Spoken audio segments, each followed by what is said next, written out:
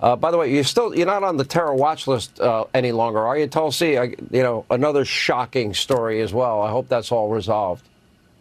Unfortunately, Sean, I wish I could say the same, but it has not been resolved. I've been informed that the targeting package that the TSA created for me when they put me on the secret domestic terror watch list is still operational. That is insane, and we'll stay on that case as well.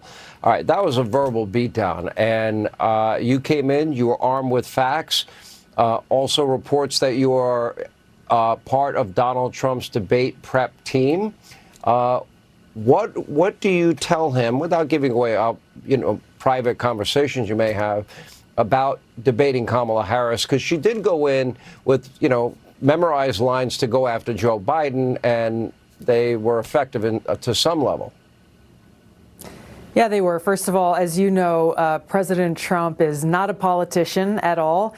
He doesn't do traditional political debate prep. He is prepared to debate Kamala Harris anytime, anywhere. I think the only place where I may possibly be of help is really conveying that experience that I had with her on the debate stage that you just played, sharing the kinds of games she will play in order to try to hide her real record from the American people. It is clear that now that she is the candidate running for president on the Democratic ticket, she is saying one thing while her record and her actions over the last 3.5 years prove the exact opposite to be true. She is lying through her teeth every single day, which is incredibly insulting to the American people and voters, because she thinks that we are so stupid that we are going to just forget what she has done over the last 3.5 years and all of a sudden buy this new lie that she is selling us. And, there are too many examples to cite, but you brought up my being on this secret domestic terror watch list. She says over and over again she's going to be the champion and defender of freedom, and yet she and the Harris-Biden administration continue their mission of political retaliation to censor free speech, to go after people like me for criticizing them and their actions and policies. And of course, their foremost target continues to be Donald J. Trump, as we've seen with these new indictments that they've just rolled out. What she says, and this is what I'm encouraging people to pay attention to in this debate and in this campaign, don't listen to what she says, because whenever she opens her mouth, she is selling a lie. Focus on her record, and that's what President Trump will do, expose the truth about who Kamala Harris really is. And this shows how corrupt the media in the country is, because, you have a wealth of radical statements. If it was Donald Trump making them, they would have played them 1,000 times a day. And they have yet to play Kamala in her own words, which is why I put it up on my website, so it's available for everybody. They can share it on social media with their friends, family, coworkers. So Jason Miller said we had this issue of last-minute changes. Now, Kamala and her team had already agreed to ABC, agreed to the same debate rules that Joe Biden had with Donald Trump. And then all of a sudden, last minute, no, we want the mics on the whole time. Oh, no, we'd like to have the candidates sitting rather than standing. Can we bring in cheat sheets and notes into the debate? Jason Miller's quoted as saying that. I'm like, is that true? Did that happen?